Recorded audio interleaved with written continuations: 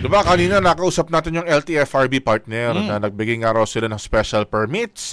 At sabi ni Attorney Inton, diba, kasama dun yung mga biyaheng pabikol. Oo. Pero sa ngayon ho mga kabrigada, sa mga oras na ito, yung mga biyaheng pabikol pa rin, dyan ho sa PTEX, fully booked pa rin, partner. Oy, paano yun? Kaya nga di ba akala ko ba may special permits na? Oo. Paano na lang yung mga uwi ng Bicol na hanggang ngayon hindi pa rin nakakabili ng ticket? Hindi, yung pagkakaintindi ko, Brigada Gabs, yung special permit, parang bukas pa magsisimula. Okay. Oo. So, more or less, baka madagdagan pa yung Oo. biyahe. Yung validity kasi ng special permit, April 11 to 27. Bukas pa nga. Oo. So, sa mga uwi simula bukas. Oo. Kasi bukas din yung inaasahan natin na mismong dagsa talaga, partner, di ba?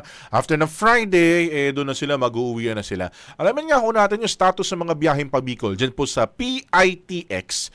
Jigo Boy Custodio, i-brigada mo. Brigada Live Report.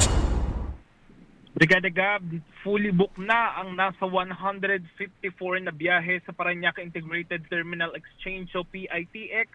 Nakaramihan nga ay patungong Bicol Region para nga yan sa nalalapit na Semana Santa. Simula April 12 hanggang 16, fully booked na ang mga biyahe patungong Tabaco Albay, Legazpi Albay, Naga City Camarines Sur at Iriga Camarines Sur. Samantalang mula April 14 hanggang 16, fully booked na rin ang mga biyahe patungong Matnog Sorsogon at Daet Camarines Norte. Mula April 15 hanggang 16 naman punuan na rin ang mga biyahe patungong Buhi Camarines Sur, Cagayan de Oro, Misamis Oriental at Davao City.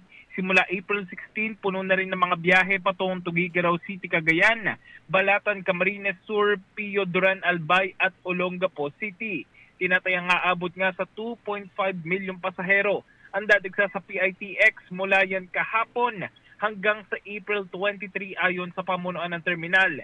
Inaasahan ng PITX ang tuloy-tuloy na pagdami ng mga pasahero lalo na sa Huwebes Santo at Biyernes Santo.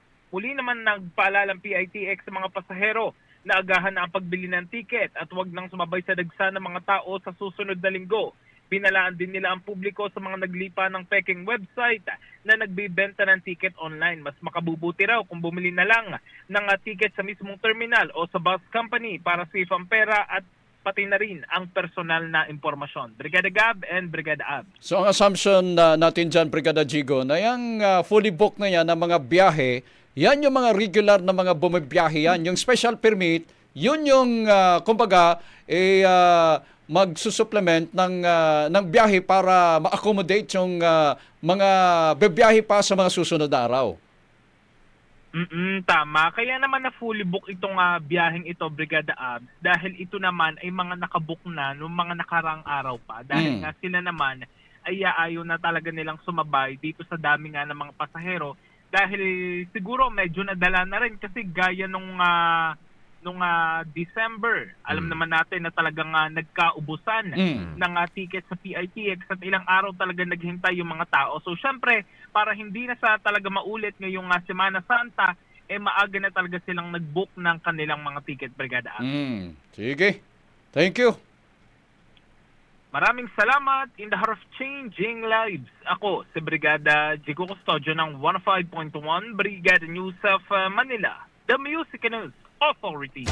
Nakasentro sa mga sinasabi ninyo, sa mga sinasabi nila. Tila Brigada. Ang bahaging ito ay hatid sa atin ng Power Cell Soya Coffee. Masarap araw-arawin.